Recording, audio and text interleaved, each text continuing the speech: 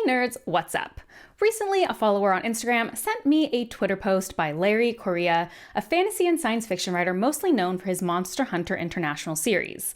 The bottom line of the post was that George R.R. Martin is to blame for the death of the epic fantasy genre. I've been telling people this for years. GRRM pissed off millions of customers, but he don't give a... He got his bag. But his legacy is being such an epic bum that he crippled an entire genre, ruined consumer sentiment, and killed off an entire generation of epic fantasy authors. Publishers no longer took chances on new series because customers had gotten burned by lazy shirkers like George and Pat. Agents wouldn't represent new epic fantasy unless the whole thing was done. For example, the only reason my epic fantasy series got picked up is because I was already successful and could guarantee a viable level of sales off my existing fans. Noobs don't have that. Nope. Guys like me and Brandon are fine. George's profound laziness screwed over the new guys. Customers and the industry quit taking chances on new guys. We will never know how many excellent fantasy series we missed out on, robbed by George's laziness burning so many customers. Being such a pretentious, bloviating bum that you damage an entire industry and strangle a generation of aspiring artists is quite the legacy. Cal, who is a good writer by the way, check out his books, asks, what can we do about this? For me personally, I'm just going to continue mocking George's work ethic in the hopes that normies realize what an outlier he is, and how they should expand their horizons to read other authors who aren't stuck up, know-it-all heads.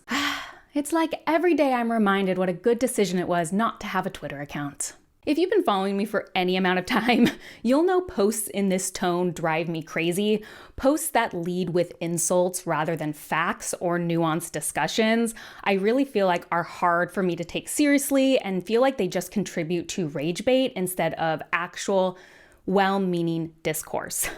That said, this is actually a sentiment I've increasingly seen in a lot of different places expressed by a lot of different people, and I do think it's genuinely an interesting question to discuss.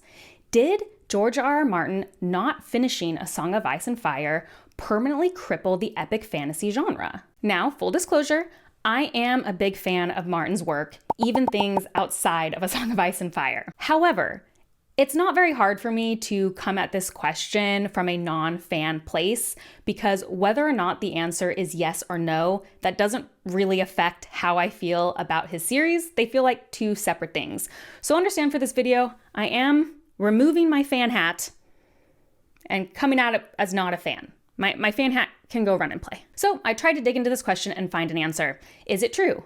Because good statisticians know that causation is very difficult to prove and correlation doesn't necessarily mean causation. So I'll present to you my findings after the jump. The first thing we need to establish is the timeline for The Winds of Winter being unwritten. When did the general sentiment go from it's late to it's never being finished? We need to figure this out to see how it lines up with other events happening around the same time. A Dance with the Dragons, the latest A Song of Ice and Fire book, was released in 2011. Season 6 of Game of Thrones, which was sort of the first season to go beyond the time period of what was written in the books, aired in 2016, and Season 8, the final season, was released in 2019. Very near those final episodes airing, George also wrote this on his blog. As for finishing my book, I fear that New Zealand would distract me entirely too much. Best leave me here in Westeros for the nonce. But I tell you this, if I don't have The Winds of Winter in hand when I arrive in New Zealand for Worldcon, you have here my formal written permission to imprison me in a small cabin on White Island, overlooking the lake of sulfuric acid until I'm done. Just so long as the acrid fumes do not screw up my old DOS word processor, I'll be fine. New Zealand Worldcon came and went in 2020 with no book in sight. I feel like the negative feelings about the last few episodes of Season 8, combined with this Worldcon event, really started to ramp up and shift the tide on making Winds of Winter is late till it is never going to be finished. So I really feel like the negative turn happened in around 2020, 2021. It's also important to note that the year 2020 would mark 9 years since Book 2 in Patrick Rothfuss's The Kingkiller Chronicles was released, and 5 years since the anticipated release date for the third and final installment. Sentiment really turned against Rothfuss in 2021 when he promised to release a chapter of Doors of Stone for charity after raising millions, and then never did. I think these two things happening somewhat concurrently, like their last installments were both written in 2011 in the same year, and now they are both unfinished, really kind of combined to rise the tide of resentment towards these authors starting around 2020, 2021. This probably feels much more recent than you expected, at least it was for me.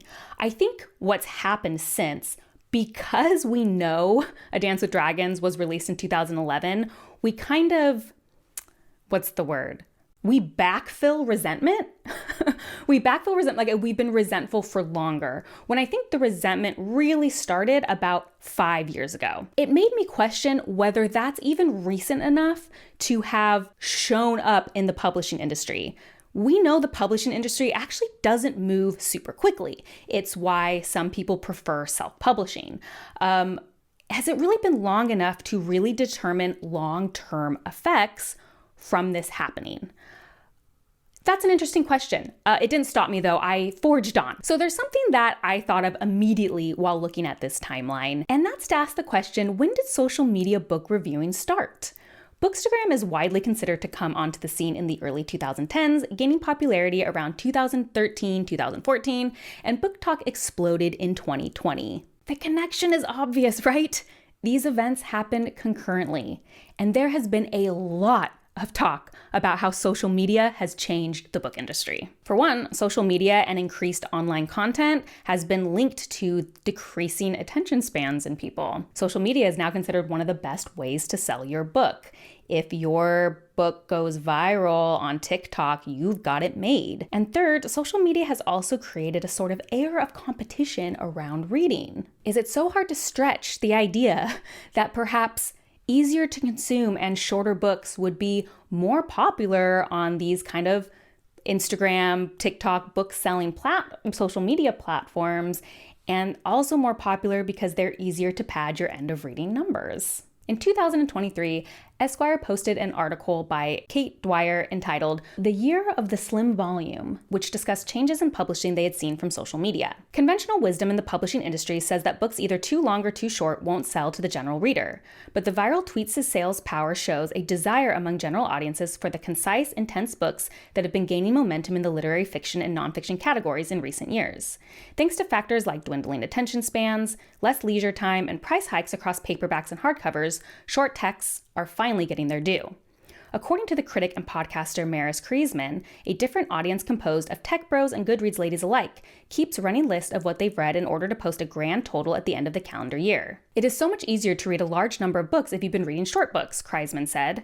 At a recent books club where members recommended books to one another show and tell style, I saw this idea in action when one person shared The Jaguar's Smile by Salman Rushdie and said, "I've been reading several smaller books because I'm trying to catch up on my Goodreads challenge that I've fallen behind on," adding that she and her friends keep returning to the New York Times list of books you can read in a day. Pro Writing Aid and Author Tool recently released a study they conducted on first chapters over the decades.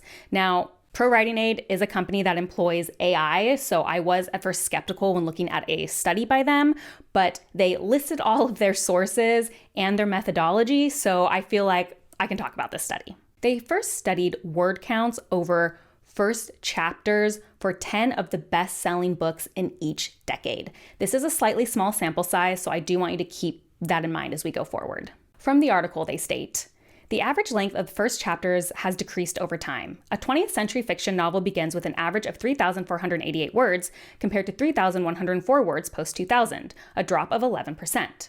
Since the 1950s, best-selling openers have nearly halved in length, dropping from 4,484 words to 2,569 in the 2020s. I'm glad I actually looked at their chart, though, because I feel like once you look at it, I think the decline is a little less obvious. It is currently trending down, but we do have like a giant outlier in the 1990s, and who knows if that trend will actually continue or not, especially since this is data for only halfway through the 2020s. Despite the conclusions they drew, I think it's a little bit inconclusive to draw concrete evidence from this, but I find the trend interesting regardless. They also studied things like complexity scores of first chapters, which if you look at the graph, you can see is all over the place. But I also did find their rating of pacing of first chapters very interesting. This is the only chart that I think you can see a clear downward trend on.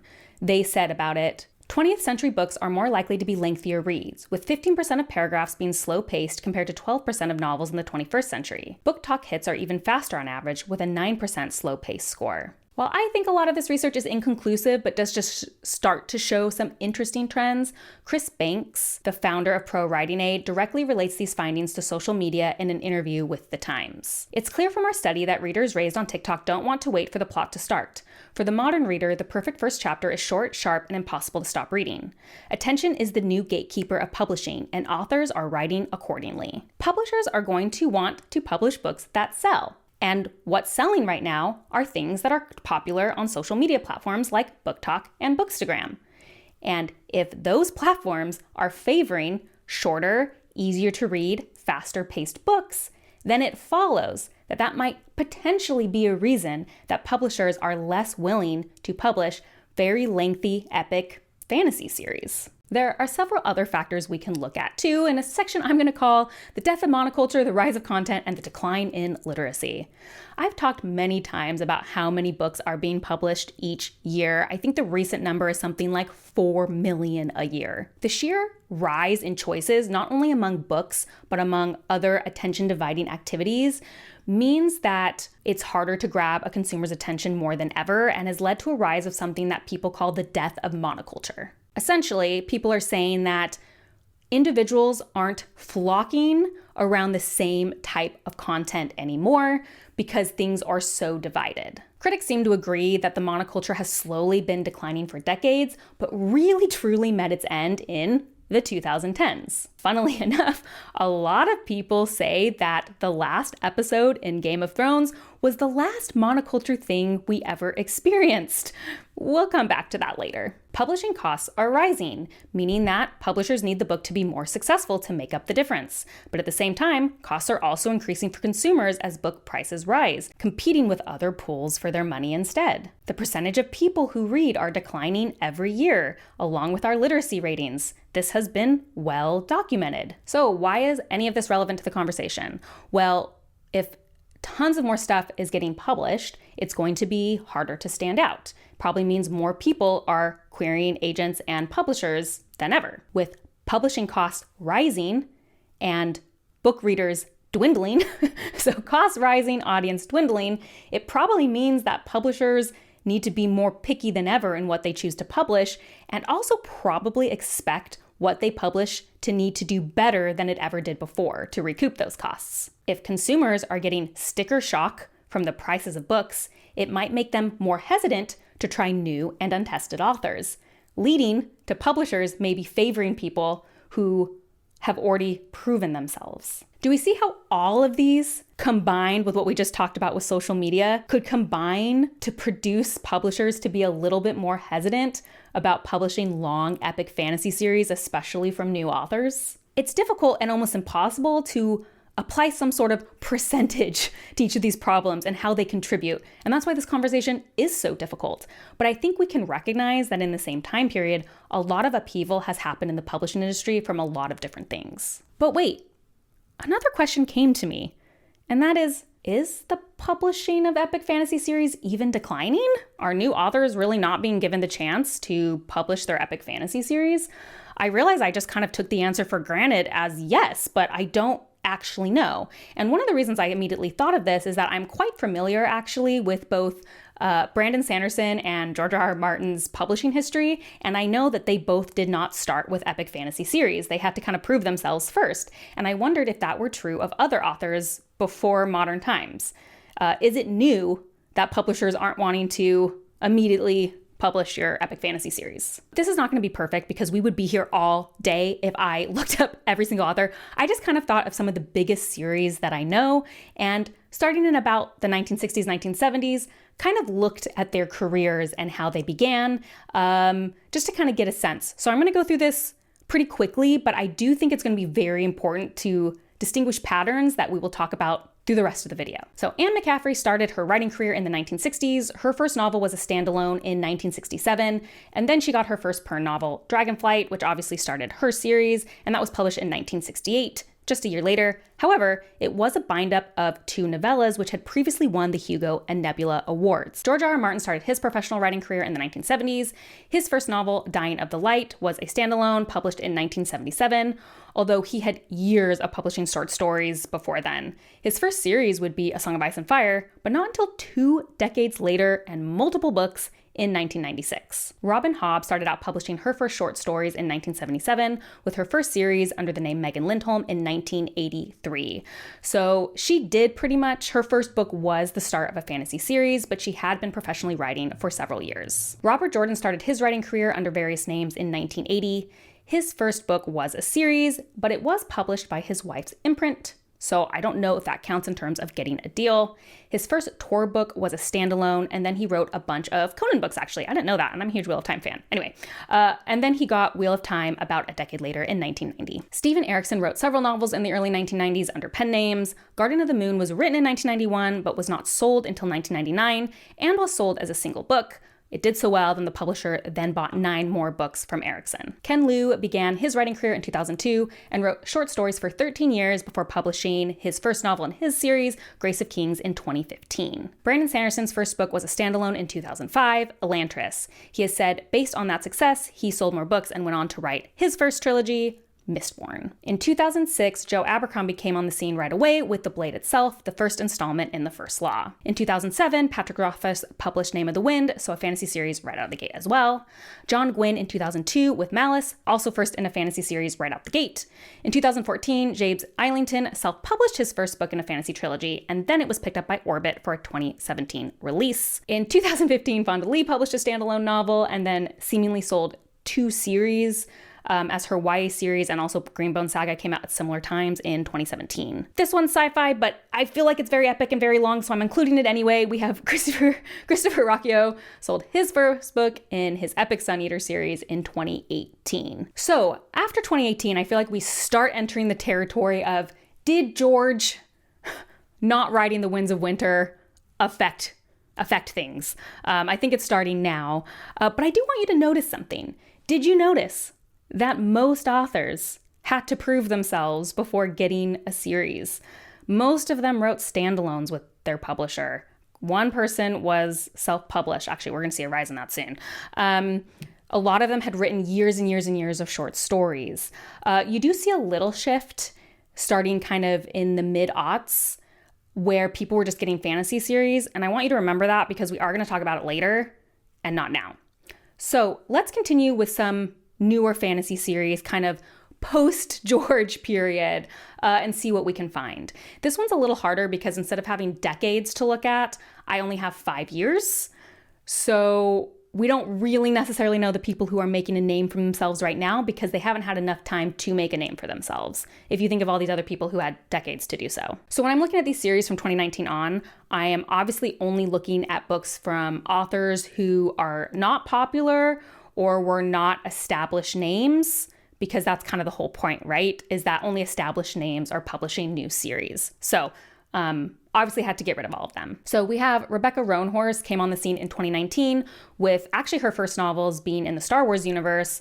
And she had also written several short stories and essays, it looked like, starting around 2017. She wrote the start of the Six Worlds series in 2018, and then the more well-known one, Between Earth and Sky series, starting in 2020. In 2020, we have Matt Dinneman with Dungeon Crawler Carl. He had actually been writing for decades, but his first Dungeon Crawler Carl book was released in 2020 as an indie, and then a few years later, it was so successful, a publisher picked up the print rights, and it is exploding. I do know the original tweet said that Romantasy and Lit RPG didn't count, but I think DCC is kind of a special case, which is why I wanted to include it here, because it is crazy long, and it also represents a trend that I want to talk about.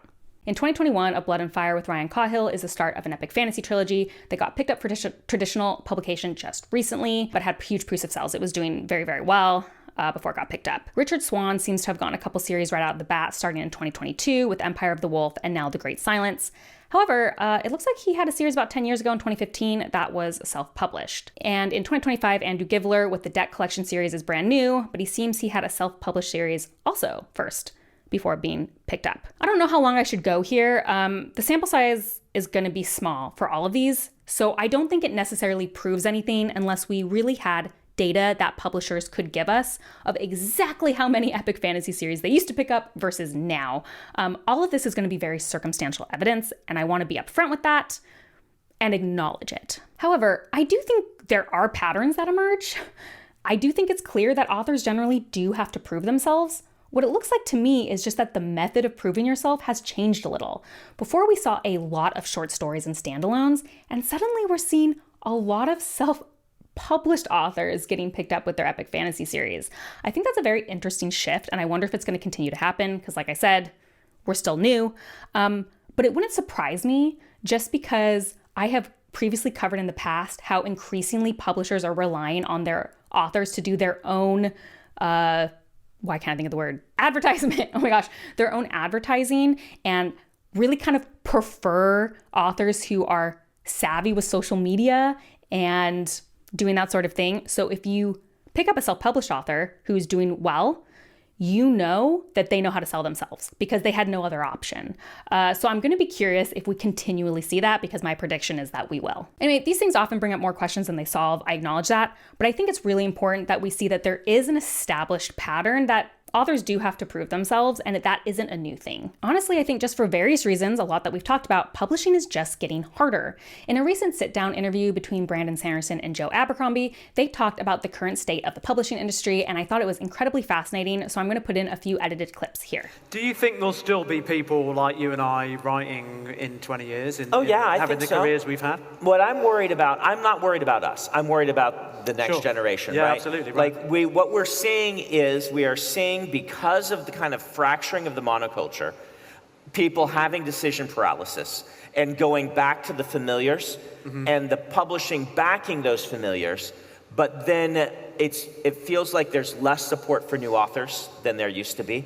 Yeah, definitely. And that worries me. And we see this across all sort of modes of entertainment. We see fewer movie stars. We see fewer big bands breaking out. Like the biggest breakout we've had recently in fantasy was Matt Dinniman, right, with Dungeon Crawler Carl. He started publishing in like 2002, right? Right. Wow. Yeah, like he broke out after publishing for 30 years. We are not seeing the new young kids break out quite as often as we used to, and that worries me. I think that's bad for the genre as a whole, because like if we don't have new voices getting pushed by the publishers, and I'm sure the publishers say we're trying, it's just in this new sort of fragmented, non-monoculture, decision paralysis, social media feeds sort of thing, it's much harder to build the new voices. I don't know if you've experienced this. I had a student who sold a book, right?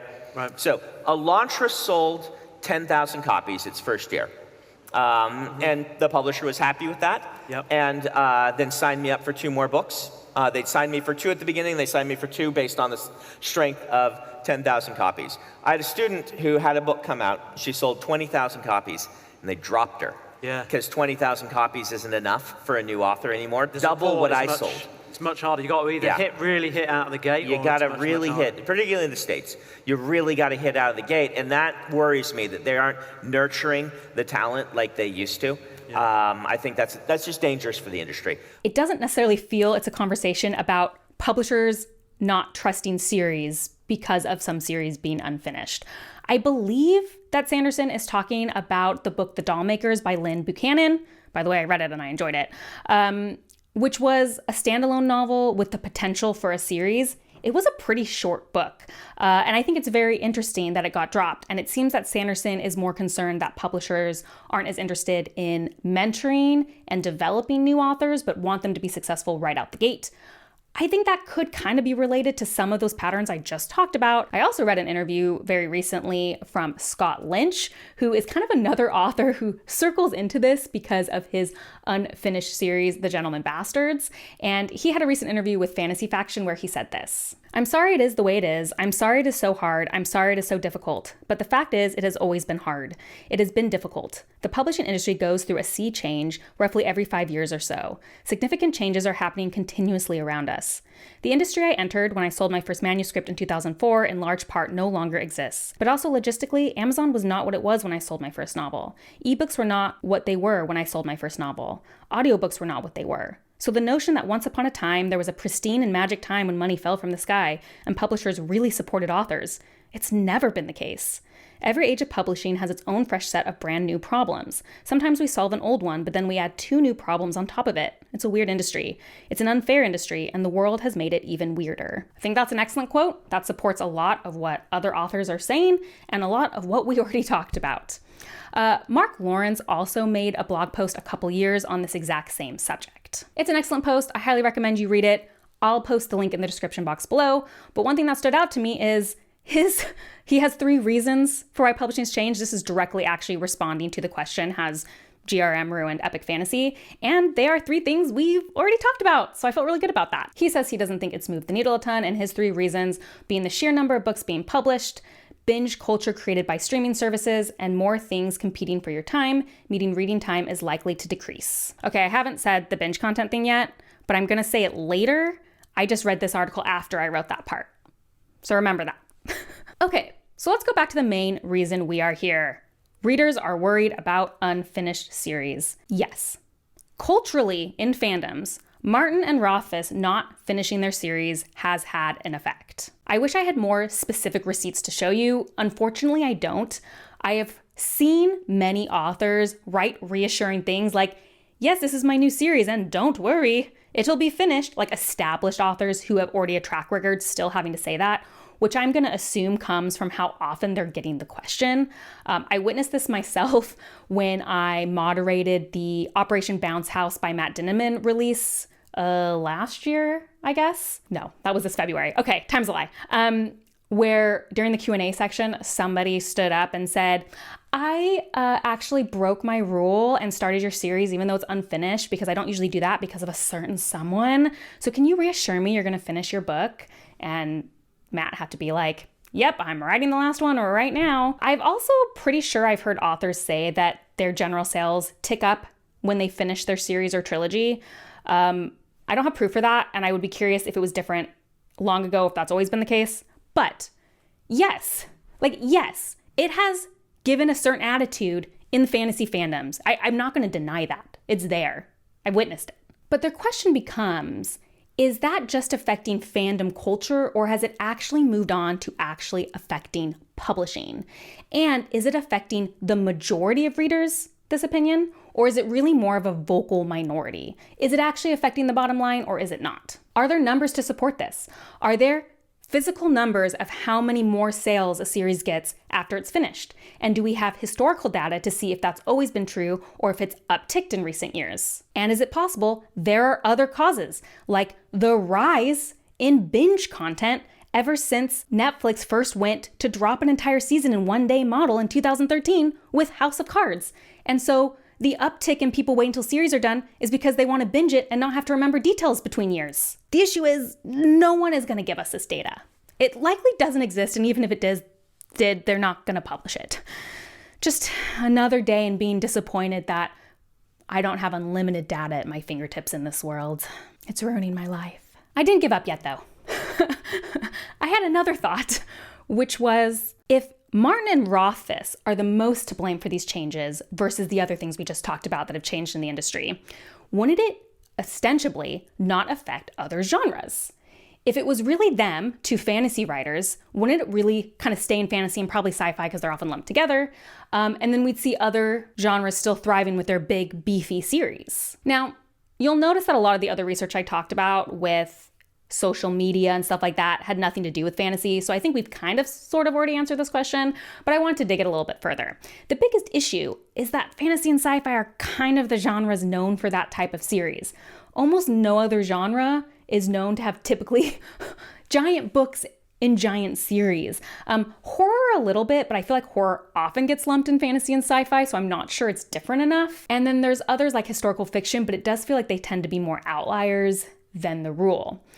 So as I was debating this, I finally thought of manga. Now, manga as reading material is obviously very different than fantasy novels. However, it is definitely a genre known for incredibly long and reoccurring series. So anyway, it turns out the same thing is happening in manga.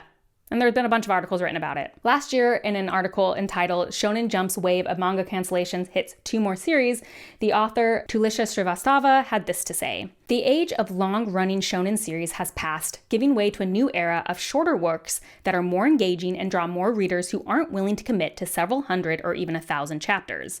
Furthermore, with shorter series and a global increase in manga readers, the competition is intense, and Shueisha won't wait around a few extra months to axe a series that's making them lose money. With the digitalization of manga and the word of new series being discussed on social media, the initial few weeks are extremely crucial to determine if they will be a success or not. That is especially tough for new mangaka who can't draw readers in by using the popularity of their previous works. Now, I'm not going to pretend to understand the inner workings of manga. I'm not as familiar with that space as I am with the fantasy and sci-fi space. But wow, it sounds really similar, huh? There seems to be a lot of similarities that are due to all of the points we previously brought up. And from what I can see, they didn't have their own Martin. So, to sum up, I can't concretely prove that they are wrong. But I also don't think they can concretely prove they're right either. George R.R. Martin not finishing A Song of Ice and Fire had some effect on the genre and some effect on the fandom. It's just difficult to measure how much, and it's really clear that it's not the only thing that affected it. Publishing and frankly reading itself has gone through a huge amount of changes in the same decade since Winds has gone unpublished. And that's not even to mention that fantasy tends to be very cyclical anyway, with trends coming and going in very even year cycles. It's also just very possible that long fantasy books are just slightly on a downward trend right now and will reemerge again, a la how vampires did once, and dragons are now, and what else there is. However, I do get why people want to blame Martin for this, because life feels increasingly out of control. We have the rise of AI writing, which I think is really freaking out authors to be. Social media has completely changed how we interact with books. It can feel really out of control and like a cat that's out of the bag and too fast to put in. Literacy rates are declining at a kind of a scary rate. Reading's declining. The whole idea of writing books and reading is really in flux in ways that nobody can control and feel overwhelming. So isn't it just so much nicer to be like, man, if that one guy had just written that one book, utopia, everything would be fixed. There's one more thing I want to talk about with you before I let you go. And it's, what's that? Oh, it's my fan hat coming back. This whole video is about the effect that George R.R. Martin had on the fantasy genre. So let's talk about that. Like how A Game of Thrones and A Storm of Swords are widely considered two of the most influential modern fantasy novels. How A Song of Ice and Fire started its completely own trend in fantasy writing because of how successful it was. How many authors do you think got picked up for series because of how popular A Song of Ice and Fire was? In fact, when you go back and look at my little chart we did about all the people publishing, I found it very interesting that suddenly, around 2005, a bunch of authors were getting series right out the gate, which was one of the peaks of A Song of Ice and Fire. Storm of Swords had been out, A Feast for Crows was just released. That's an interesting trend, especially with people like Joe Abercrombie, who are considered very similar writers to George R. R. Martin with their intense character work and grim fantasy worlds. It's almost like, how many authors got published because of the success of George R. R. Martin? That's not even talking about the Game of Thrones TV show. Any fantasy adaptation you have liked and have gotten in like the last decade is directly because of a Game of Thrones TV show. They are still looking for the next Game of Thrones. That's still something they say to advertise new TV shows today, 7 years after it ended. So yeah, George R. R. Martin did change the fantasy industry. And that can mean multiple things. There's a possibility he's responsible for both the rise in epic fantasy series and maybe its decline. We focus a lot on the negative without ever once considering what the fantasy genre would look like without George R. R. Martin. Okay, I can take this back off now. So conclusion. 1, causation is complicated. There were a lot of things going on around that same time. 2, it's clear a bunch of things have changed the fantasy genre over the last decade. 3, George probably had some effect, but it's not the entire story. And of course, 4, insulting people never counts as real or interesting discourse. Okay, bye.